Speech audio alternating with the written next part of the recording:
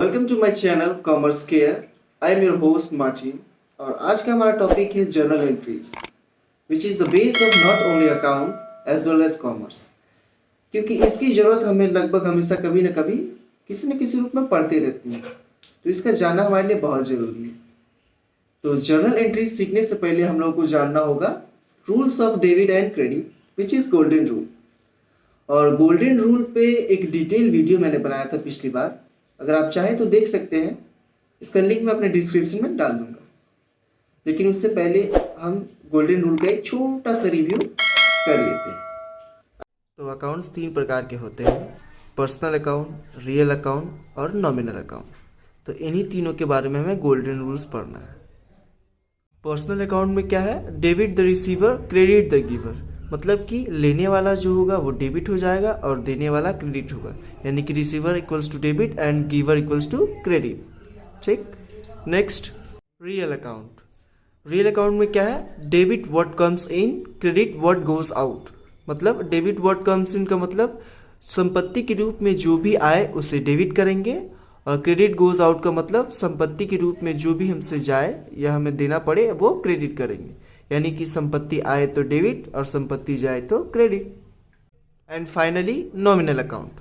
Nominal account में क्या है, debit all expenses and losses, credit all incomes and gains. मतलब debit all expenses and losses यानी कि जितने भी तरह के खर्च या हानि या नुकसान जो भी हो वो डेबिट साइड में लिख देंगे, और credit all incomes and gains का मतलब जितने तरह का इनकम्स हो गया, गेन्स हो गया या कोई भी प्रकार का लाभ हो गया वो सब क्रेडिट साइड में लिखते हैं। तो ये रहा गोल्डन रूल। अब हम जान लेते हैं थोड़ा जर्नल एंट्री का डेफिनेशन। तो जर्नल एंट्री का डेफिनेशन क्या होता है, journal is a books of prime entry where monetary transactions of business are recorded in a chronological order is called journal। अगर इसको हम अच्छे से बताएं या समझाने की कोशिश करें कि journal is a books of prime entry, मतलब एक प्राइम एंट्री होता है, पहला एंट्री होता है जर्नल, जहाँ मॉनेटरी ट्रांजेक्शन्स ऑफ बिजनेस, मतलब बिजनेस के मॉनेटरी ट्रांजेक्शन्स कहने का मतलब है कि ऐसे ट्रांजेक्शन्स जिसमें लेन देन हुआ हो पैसे का, जिसका हम मेजर कर सकते हैं पैसे में, यानी पैसा लेना देना या कुछ खरीदना या बेचना, जिसमें पैसा से कुछ भी संबंधित हो, वो मॉनेटरी ट्रांजेक्शन्स हो गए। तो उनको रिकॉर्ड किया जाता है इन अ क्रोनोलॉजिकल ऑर्डर, मतलब कि डेट वाइज। क्रोनोलॉजिकल का मतलब होता है डेट वाइज, जैसे कि 1 तारीख की घटने को पहले लिखना, फिर 2 तारीख, फिर 3 तारीख, इस तरीके से। तो जो पहले आया उसको पहले लिखेंगे, वो होता है क्रोनोलॉजिकल ऑर्डर। तो इसी को समराइज रूप से जर्नल बोलते हैं। तो ये हो गया हमारा जर्नल का डेफिनेशन। अब हम देख लेते हैं जर्नल एंट्री का फॉर्मेट कैसा होता है। तो आइए देख, ये रहा हमारा फॉर्मेट, जर्नल का फॉर्मेट है ये।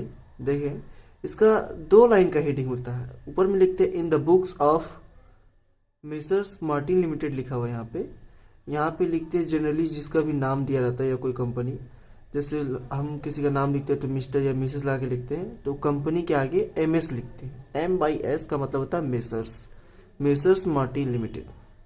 और इसके नीचे लिखते हैं कैपिटल लेटर में जर्नल। तो ये 2 लाइन का हेडिंग आप देख सकते हैं। पहला कॉलम डेट कॉलम है, उसके बाद एक लंबा सा कॉलम होता है पर्टिकुलर्स का, फिर LF का मतलब होता है लेजर फॉल्यू, लेजर फॉल्यू का एक छोटा सा कॉलम हो जाएगा। फिर 2 अमाउंट के कॉलम होते हैं, एक डेबिट का अमाउंट, दूसरा क्रेडिट का अमाउंट। तो ये रहा हमारा जर्नल एंट्री का फॉर्मेट। तो फॉर्मेट इस तरह का हो गया। अब हम कैसे एंट्री पास करेंगे वो सीखते हैं, देखते हैं।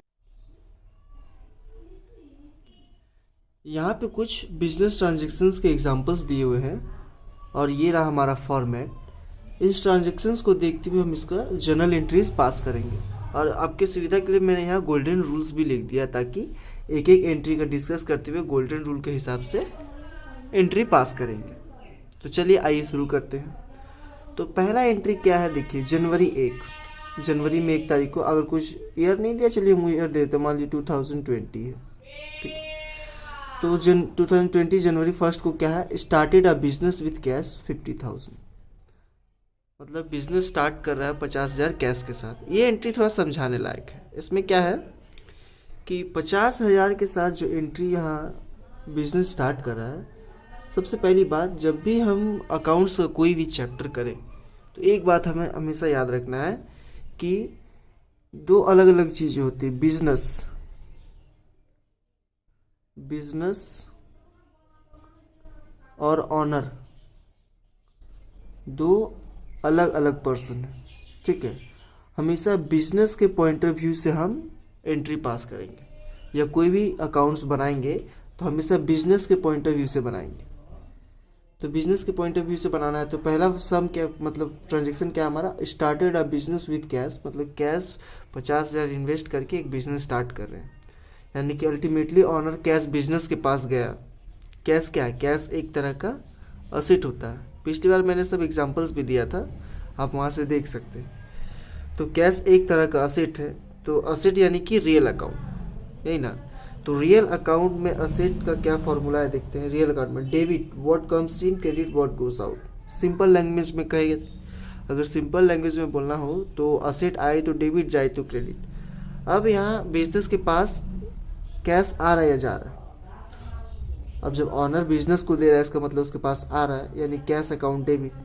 आ रहा है तो डेबिट करेंगे ना, ये रहा debit, debit what comes in, credit what goes out. तो यहाँ हमारा आ रहा है तो कैश अकाउंट डेबिट। और जब भी कभी कोई ऑनर पहली बार स्टार्ट करते समय या कभी भी एडिशनल के रूप में भी कोई भी पूंजी लगाए या पैसा इन्वेस्ट करे तो वो कैपिटल के रूप में लिखा जाता है, ठीक है। और कैपिटल एक तरह का लायबिलिटी होता है। तो इसलिए पहला एंट्री हमारा क्या हो गया, कैश आ रहा है तो cash account debit to capital account. तो यहाँ हम लोग लेजर पोस्टिंग कर देंगे 2020 Jan 1।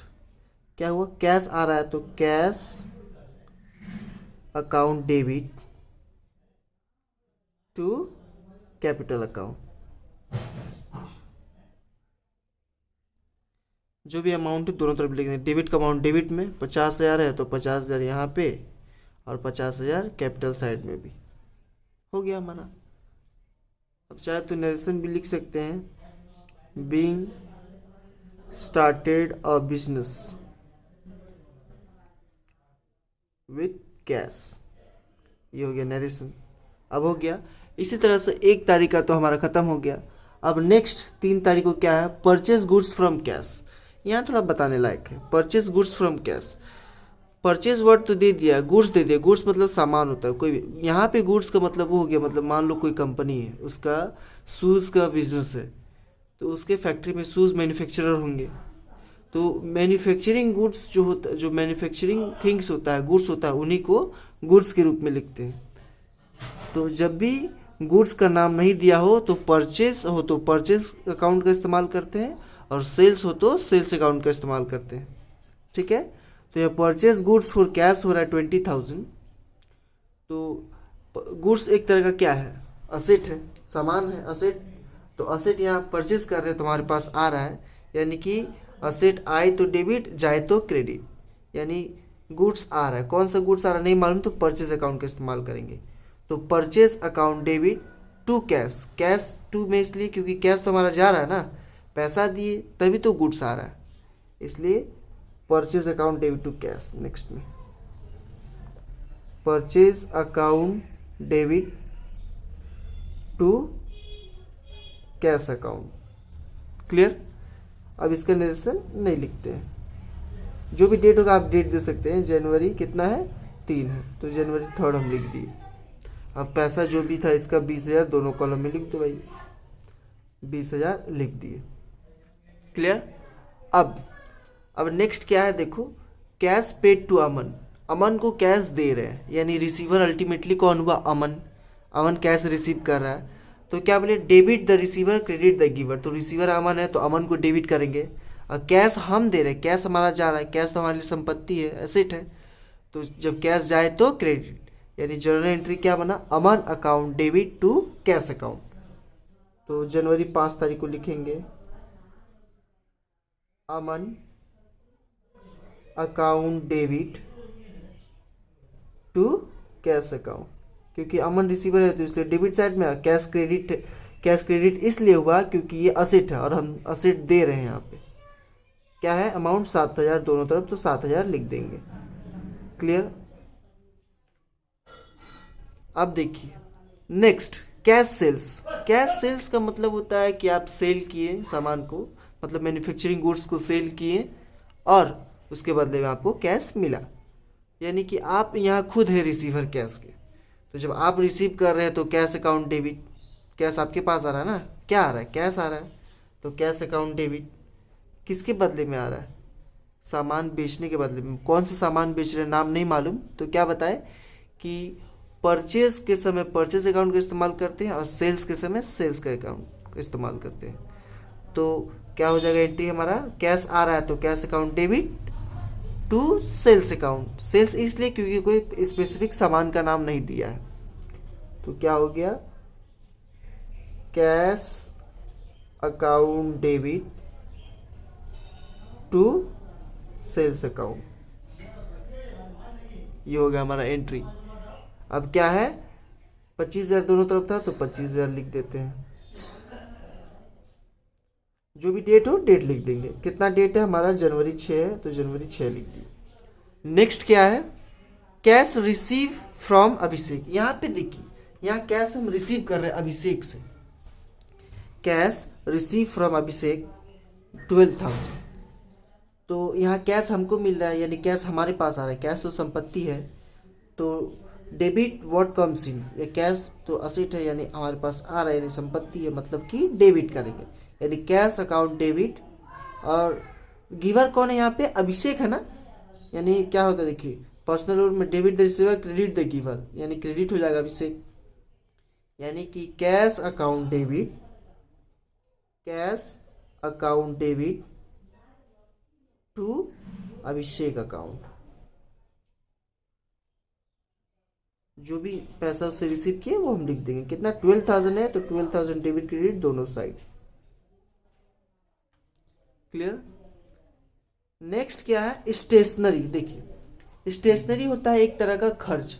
स्टेशनरी मतलब क्या होता है, जो भी ये पेन पेंसिल ये सब कॉपी वगैरह छोटा मोटा जो एक्सपेंसेस हो गया रिलेटेड टू स्टेशनरी, मतलब स्टेशनरी शॉप सुने ना, स्टेशनरी शॉप से जो भी हम लेते हैं वो स्टेशनरी खर्चा के रूप में बिजनेस में आता है। तो खर्चा यानी कि नॉमिनल अकाउंट, यानी कि debit all expenses on losses, credit all income and gains. तो जैसा कि मैंने बताया स्टेशनरी एक प्रकार का खर्च है, खर्च है इसका मतलब डेबिट होगा, डेबिट होगा ना, तो स्टेशनरी तो डेबिट हो गया, stationery account debit to cash account. To cash account इसलिए हुआ, कैश क्रेडिट यहाँ पे इसलिए हुआ क्योंकि स्टेशनरी हम गए कुछ सामान लिए तो उसके बदले में पैसा दिए, कैश तो हमारा असेट है ना, तो असेट गया तो क्रेडिट, पेड वर्ड लग गया, इसका मतलब समझ लेना कि कैश से खरीदा, ठीक है। तो इसका एंट्री क्या हो जाएगा, stationery account debit to cash account, तो लिख देंगे stationery account debit to cash account. Clear. कितना है, 1000 है तो 1000 हम दोनों कॉलम में लिख दिए। क्लियर। ओके। अब नेक्स्ट में क्या है देखिए, cash withdraw from bank for ₹2500। Bank से कैश विड्रॉ कर रहा है 2500 रुपये। तो यहाँ सोचिए क्या हो रहा है, बैंक से पैसा, बैंक एक तरह का असेट है, ठीक है, ये मान लीजिए बैंक में रखा हुआ पैसा एक तरह का असेट है।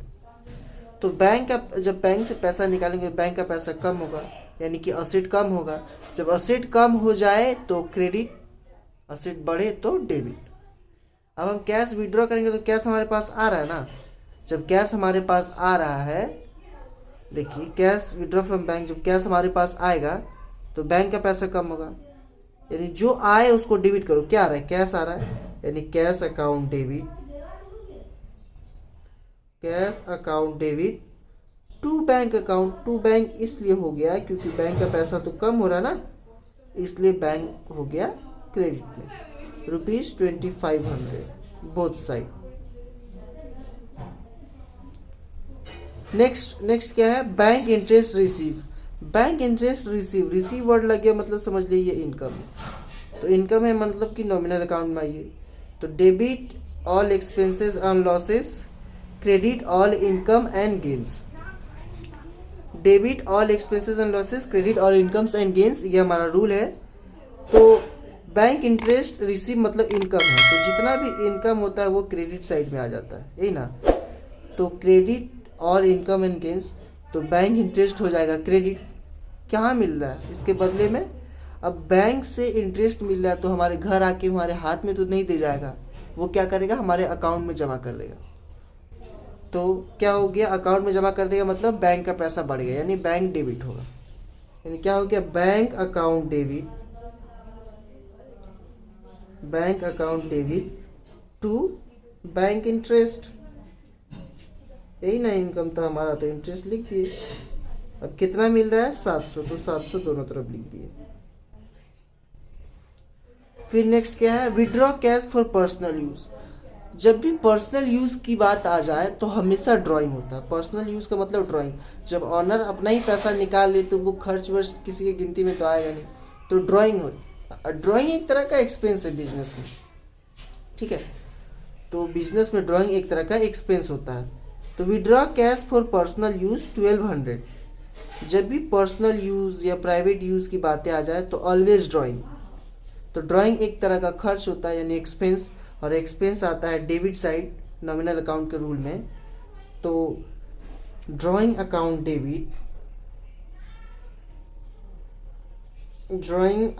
डेबिट टू, कहाँ से, कैश विड्रॉ कर रहा है ना, तो टू कैश, कैश कम हो गया यानी कैश हमारा जा रहा है, तो टू कैश अकाउंट कितना है, 1200 बोथ साइड लिख दिए, हो गया। अब आखिरी में क्या है, कैश डिपॉजिटेड इनटू बैंक ₹5000। ये रहा कैश डिपॉजिटेड इनटू बैंक ₹5000। क्या किए हम, कैश 5000 रुपये बैंक में जाके जमा किए। अब बैंक में जमा करेंगे, बैंक का पैसा बढ़ा तो अल्टीमेटली बैंक हो जाएगा डेबिट, यानी कि बैंक अकाउंट डेबिट। एक चीज़ तो क्लियर हो गया, बैंक अकाउंट डेबिट हो गया, बैंक अकाउंट डेबिट। अब हम क्या दे रहे हैं, कैश दे रहे हैं, कैश हमसे जा रहा है तो कैश क्रेडिट हो गया, तो टू कैश अकाउंट, यानी कि टू कैश अकाउंट। अब जो भी अमाउंट है लिख देंगे 5000, इधर भी 5000। अब लास्ट में क्या होता है, इन सबको जोड़ देता है। और हमेशा याद रखना, ये डेबिट एंड क्रेडिट दोनों का बैलेंस इक्वल होगा हमेशा। तो जोड़ लेते हैं, यूँ मैनुअली जोड़ लेते हैं। 50,000 प्लस 20,000 70,000 77,000 77 583 100 1,03,000 1,15,000 16,000 1,18,500 1,19,200 1,20,400 1,25,400 बोथ साइड।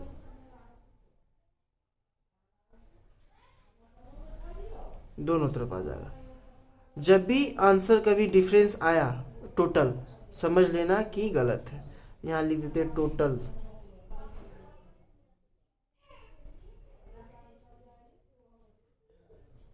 ओके, तो ये रहा हमारा जर्नल एंट्री का परफॉर्मा। तो इस तरीके का जर्नल एंट्री पास करते हैं। तो अगर इससे रिलेटेड कोई भी आपको प्रॉब्लम है तो आप मुझे कमेंट में बता सकते हैं। और इसी तरीके वीडियोस और इसी तरह के और भी कोई टॉपिक अगर आपको जानने में रुचि है तो नीचे कमेंट में ज़रूर बताएं। और मेरे चैनल कॉमर्स केयर को सब्सक्राइब करें और बेल आइकन